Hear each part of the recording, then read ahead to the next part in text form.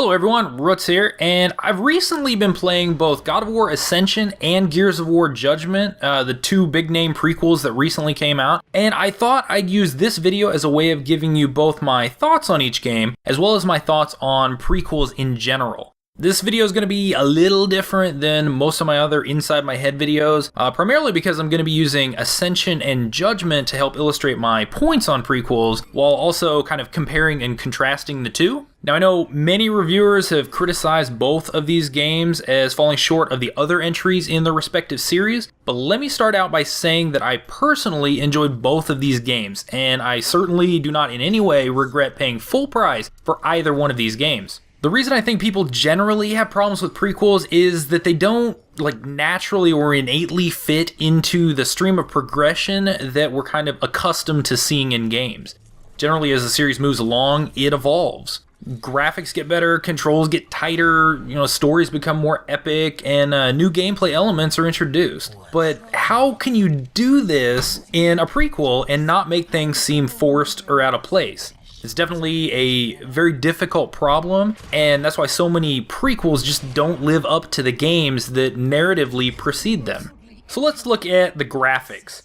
Both Ascension and Judgment are undoubtedly the best looking entries in each of their series, being fourth entries and coming at the, pretty much the end of this console generation. The graphics in these games are spectacular, and they build on the already excellent graphics seen in the previous entries. Now, I think it's fine for graphics to shine in a prequel because, in games anyway, upgraded graphics don't really break the cohesive thread between games. As long as the overall presentation feels like earlier games, which it does in both Ascension and Judgment, better graphics are a welcome addition to prequels. Just to kind of highlight this, look at Ascension. You still fight in temples and you're surrounded everywhere with Greek architecture, and the camera still flies back to add scale to the whole thing. It really feels like a God of War game. Now let's look at a poor set of sequels, the Star Wars prequels. Now, I know these are movies, but the same concept applies. While the environments in these movies were similar to the ones before them, the architecture was somewhat different, everything seemed a little more cleaned up, and there was a ton of CGI added that wasn't in the originals. It just simply didn't feel like Star Wars anymore. And as a result, these prequels are just not as good as the originals. The graphical presentation in a prequel needs to feel like it fits with the previous titles. Otherwise, it just feels wrong. So what about controls in prequels? Controls can be kind of tricky. Just because you're playing a prequel doesn't mean you want to go back to the controls of an earlier game. While it may not make sense from a chronological standpoint, such as when controls allow you to do things that weren't possible in previous games, you still want the best controls you can get. This is where I feel game makers need to err on the side of playability. For the most part, Ascension stuck to the same controls as its predecessor, and they work well. Series fans can jump in and instantly feel right at home. Well, they did change the way some things worked, such as parrying, which I feel did hurt gameplay. For the most part, the game kept to the controls we know and love, and it works for that reason. Judgment, on the other hand, took a radically different approach and overhauled the controls to match its updated approach to gameplay. This is definitely risky in a prequel, as you can easily alienate longtime fans, but in Judgment, I think it was really a wise decision. The new controls still feel like they belong in a Gears game, and again, series fans will be able to adapt to them very quickly, but they do help to alleviate some of the clunkiness that had become just a part of traditional Gears of War controls. Overall, I think the controls in a prequel need to be treated as if the game is just another entry in the series and not specifically a prequel. They need to be the best in the series to that point, but, like graphics, they still need to feel like they belong in the series. Now, story is one area where a lot of prequels run into trouble.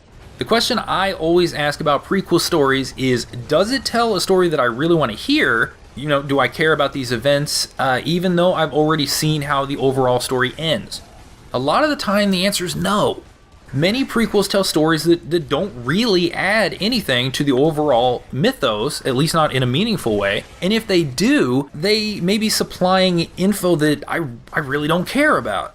Prequel stories also generally suffer from a lack of overall scale, and prequels represent the beginning of something. So all the cool events we've seen spread across all the other games in the series haven't happened yet. You generally can't have a prequel that's on the same scale as the climax of the existing game. Doing so would unbalance the entire rest of the story. This disturbs a lot of people. They want more, they want bigger, but it kind of feels nice to occasionally go back to a more intimate tale set in an established world that you've already grown to love. These smaller tales are more manageable, and they don't necessarily have to deal with the big overarching issues that are seen later in the fiction.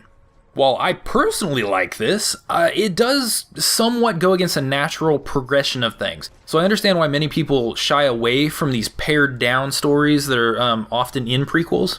As an extension of this, prequels suffer from the fact that we already know how things are going to turn out later in the story, and it can really affect the mood of the game.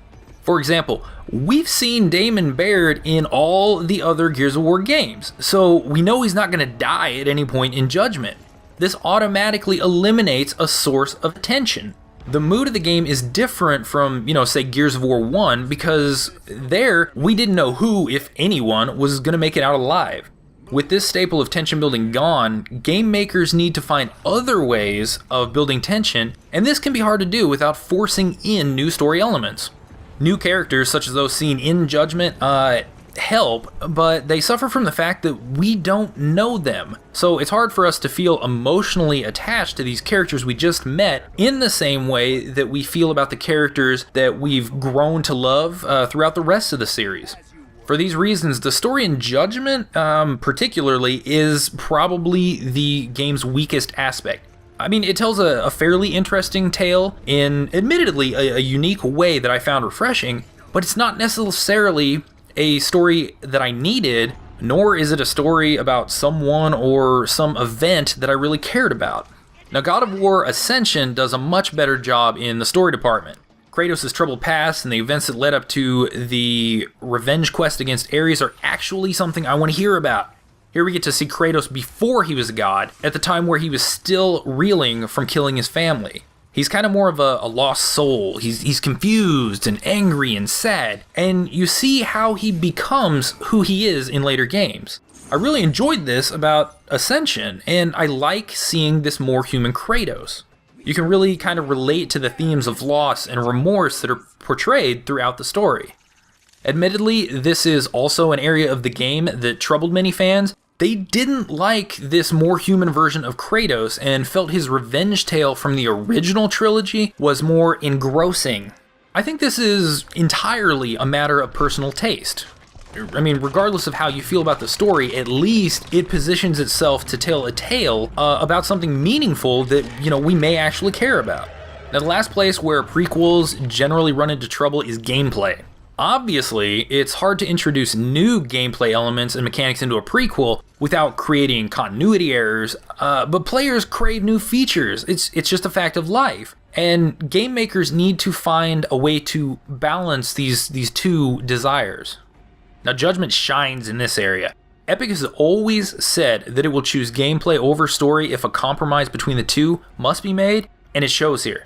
Sure, the existence of some of the weapons or enemy behaviors in this earlier time period, it may not make chronological sense, but it definitely helps make the gameplay stronger, and ultimately, the game is more fun because of it. Judgment is the fastest paced game in the series and feels almost like the arcade shooter version of a Gears game. I find the faster, bite-sized format of the game refreshing, and it helps differentiate this prequel without completely separating it from the Gears universe.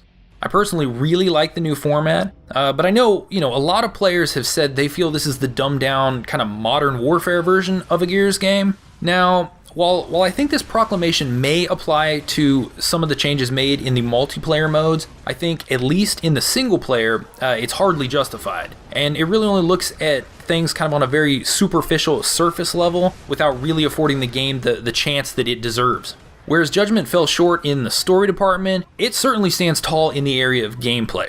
Overall, Judgment was very successful in both building on the tried and true Gears gameplay staples, as well as adding refreshing new elements that help this prequel kind of stand on its own. For me, God of War Ascension was definitely less successful in the gameplay area. For the most part, Ascension does very little to update the gameplay, and the few new mechanics included in the game didn't really feel necessary. And heck, even in some cases, they actually replaced better mechanics that should have been left in from previous games. So on one hand, the gameplay should be familiar to anyone who's played a God of War game, which is good because God of War has always been excellent in its combat mechanics. But on the other hand, the lack of innovation and paring back of some of the features we saw in God of War 3 make this title feel a little too familiar. And the whole time I played, I wasn't really wowed by any one thing.